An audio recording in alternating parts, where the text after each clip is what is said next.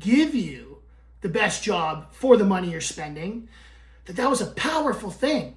I started booking more jobs, but I wasn't always the lowest price. As I got into my 20s, something strange started happening. I started realizing that all of those things I talked about in that last video about like controlling a yard and kind of having presenting yourself as someone that is a professional, I started noticing that the more that I was doing that and the more experience I was getting, my presentation was improving, my experience was improving.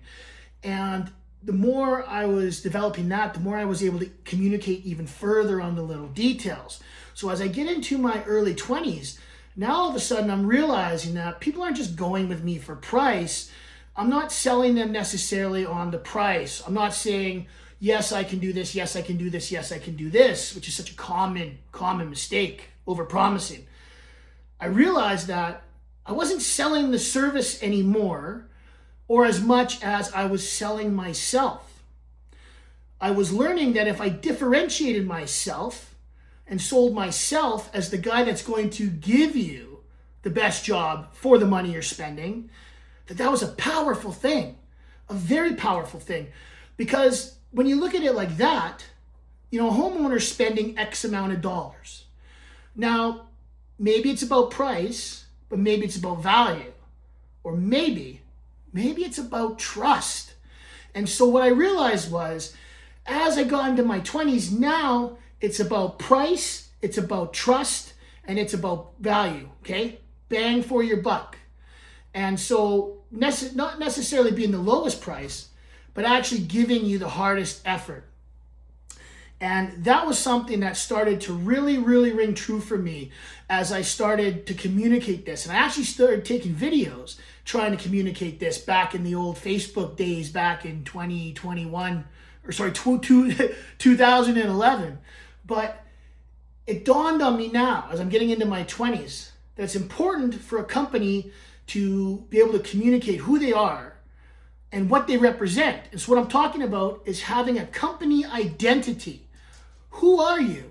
What do you represent? And what are you going to do for me? These are all very important things. It's not just, I'm going to come here and do the grass. Wow, that sounds really compelling, right? Oh, I'll come do the grass. Give you a great price. Even my dog's shaking his head at that. Come on, that's not compelling at all. So it's so important as you're getting into your 20s, and for my 20s, and for you if you're starting out, what is your company's core identity? Maybe you don't write it down, but you have to represent something. And I learned this, and representing something is important. For us, as you know, as all these trials and tribulations in my early years, as I start turning the corner, I'm starting to see success. It's because I'm sticking to core values. It means I appreciate that you're giving me the opportunity. And I show my appreciation by giving you the biggest effort I can for the money you're spending. I want to send you home happy. When you get home and you see your yard, I want you to get home happy. You know what I mean?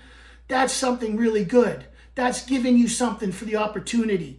I'm going to take pride in my work. It means I'm going to do it intentionally. I'm going to be intentional and think about the way I'm doing a project so that everywhere I'm doing it, the efficiency and the consistency flows through. Okay, so that means I'm being more detailed. And what that means too is I might make mistakes, and I'm going to be honest and open with myself.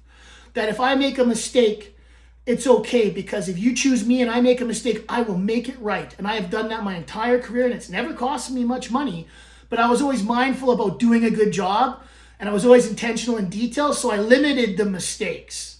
You see, when you do it for value over money, if you're the lowest price, the guy that's doing I'm just going to give the lowest price, you're going to get the lowest effort. But if you're saying I'm going to give you value, it means for every dollar you spend, you're going to get that much more, because mistakes are made no matter what. But the guy, the lowest price guy, he doesn't care because it's the lowest price and he's not making money and he's just going to get it done, okay?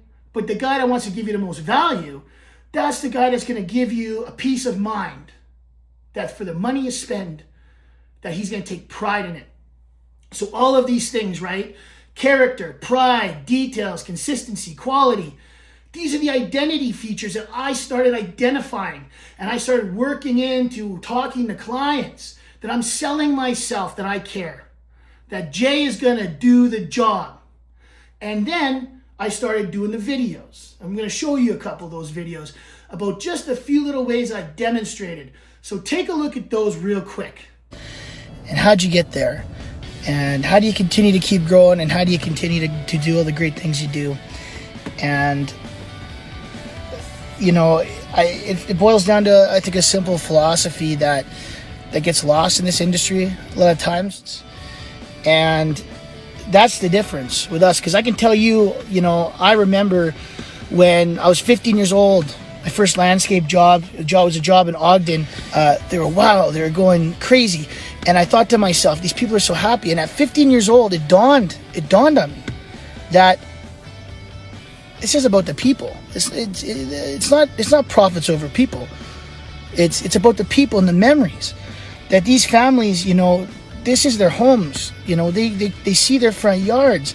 Their kids play in the backyards. Their kids grow up there. They have friends and family. They build memories there. And typically when you take the time to ensure all the other details go into taking care of the people and the memories, everything else goes with it. So, and that includes being successful.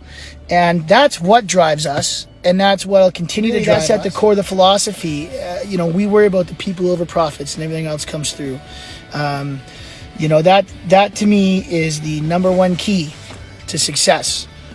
So that's interesting. The faux hawk was a big style back in the day. Crazy cool, right? Just crazy cool. But look how old those videos are. But as you can see, this is what I learned: to effectively communicate, who I was and why I'm going to provide you with a value, why you should go with me, because I have these core fundamentals. Learning to identify the key parts of my business that mean something to me, the principles of my business. So if you're a young entrepreneur, you have to think about these things and then get into repetition. Understand that you need to set your own standard and work towards that standard, and you need to continually communicate what your standard is. And I wasn't calling it at the time, but our slogan now is "We are the gold standard in green." And that was the beginning of me learning to set a standard. So it's just, I see it all the time. Guys talk about the wrong things. People don't want to see how much money you're making, young entrepreneur, on YouTube or anywhere else. They want to see what you're proud of, what you're passionate about. If your passion is going on and saying, "This is what we did for $20,000, that's telling me you're money oriented. Customers aren't going to flock to that. Customers want to see that you're proud of that grass, that patio, that fence. Tell me why you love it. Tell me why it's great. Tell me why it makes you proud. Make me feel something. Make me feel like you feel something about what you're providing me." If you do that, you're going to be able to effectively communicate, because guess what? Customers aren't always concerned about price, but they're certainly worried about perspective. So can you talk price or can you talk perspective? And guys that have perspective, you know what that means?